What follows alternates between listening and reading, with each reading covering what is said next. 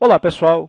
A gente vai falar agora um pouquinho sobre um dos ramos das ciências sociais modernas, que é justamente a antropologia.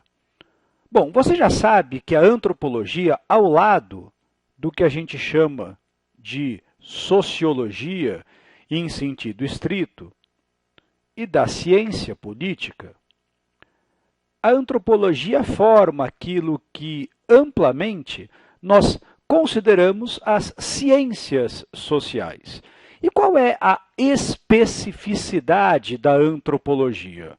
Bom, essa expressão aqui, antropo, você deve saber, significa em grego homem, logia é estudo, de maneira que antropologia, do ponto de vista etimológico, seria o estudo do homem. Acontece que, de alguma forma, a sociologia e a ciência política também estudam o homem, mais especificamente o homem em sociedade. E a antropologia ela vai nascer de um interesse em comparar agrupamentos humanos diferentes. Daí a ideia da antropologia como a ciência da diferença. E durante muito tempo, quando a gente pensava nos estudos sociais mais amplos, basicamente o que se fazia era estudar as sociedades europeias. Quando houve o interesse por estudar grupos sociais não europeus, foi necessário enxergar essas diferenças e chegar à conclusão, na realidade, de que o caminho trilhado pela Europa não era o único caminho de desenvolvimento possível. Havia diversos povos não europeus pelo mundo que trilhavam, como eu disse, os seus caminhos de maneira muito diferente desse caminho europeu. Essa comparação final do século XIX, começo do século XX, é a base da antropologia. Bom, e qual seria, então, o grande objeto de estudo da antropologia? O grande objeto de estudo da antropologia, sem dúvida alguma, é o conceito de cultura. Agora, eu não estou usando cultura aqui como o cabedal de conhecimentos de alguém. Muitas vezes nós usamos a palavra cultura para dizer que um sujeito fala idiomas diferentes, o camarada que conhece literatura, música, pintura, é alguém que tem cultura. Não, não, a gente não está usando cultura nessa acepção. Para a antropologia, a cultura ela está ligada às crenças de um povo. A cultura ela está ligada aos valores de um povo. A cultura está ligada às visões de mundo de um povo.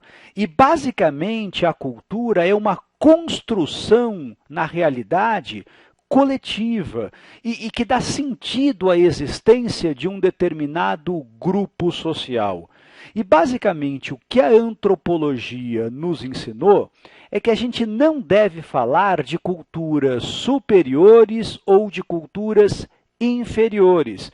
Por quê? Porque não existem meios seguros de a gente avaliar esses objetos culturais. Na verdade, todas as culturas elas são entre si equivalentes. Daí vem aquele princípio que a gente chama de unidade na diversidade. Todas as culturas apresentam entre si um grau de unidade justamente porque elas mantêm entre si uma relação de equivalência.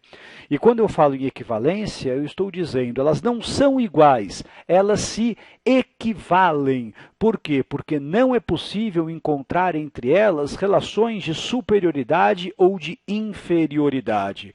E, da mesma forma, a diversidade entre essas culturas, porque elas são marcadas por uma determinada diferença.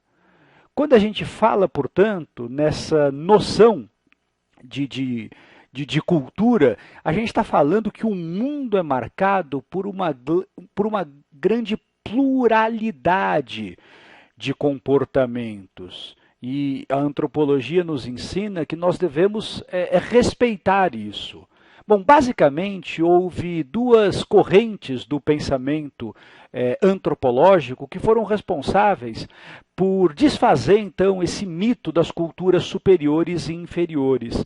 Basicamente, aqui, eu estou falando de Malinowski, que criou, que é um dos pais da teoria que a gente chama de teoria funcionalista, e eu estou falando de Claude Lévi-Strauss, o famoso antropólogo francês, que aliás falava português, chegou a dar aulas na USP, que foi o pai do estruturalismo.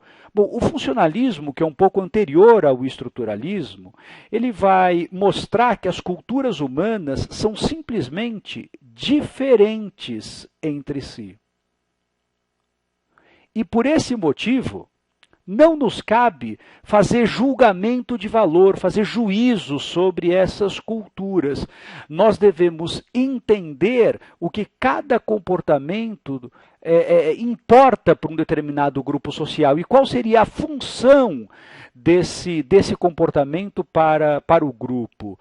Já o estruturalismo, ele vai buscar os parâmetros culturais de cada sociedade, vai buscar as estruturas que dão sentido para a vida coletiva. E o que essas duas teorias vão fazer é justamente abolir completamente a ideia de que existem, como eu disse, povos primitivos, de que existem povos incivilizados. Nós não podemos acreditar nessa falácia. Por quê? Porque essa postura seria uma postura etnocêntrica, de acreditar que a nossa cultura é superior à cultura dos outros. E, basicamente, o que a antropologia vai fazer é tentar combater, de todas as formas, esse etnocentrismo. Bom, temos uma questão para fazer a respeito disso. Aliás, duas questões. Vamos lá, vamos ver como é que você se sai.